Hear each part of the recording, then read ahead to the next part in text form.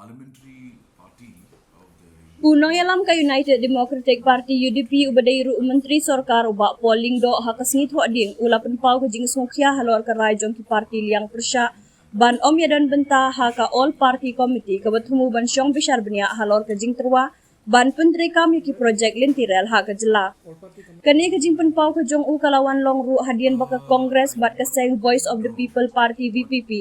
kila pada benai kirai jong ki ban om isim bynta ha ka jing elang ka ban wan jong ka all party committee bala thau da ka sarkar jela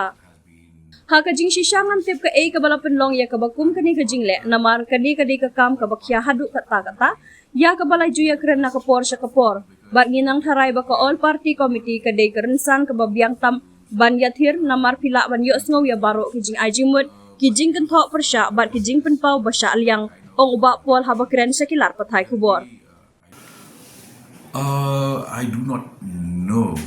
what actually prompted such a reaction because this is a highly sensitive matter that has been raised from time to time, and we thought that an all-party committee would be the best platform because you get to hear all views, counter views, neutral views. But if this is the kind of reaction, then I do not know, it just means that this effort will fail and we will continue to be in a state of limbo.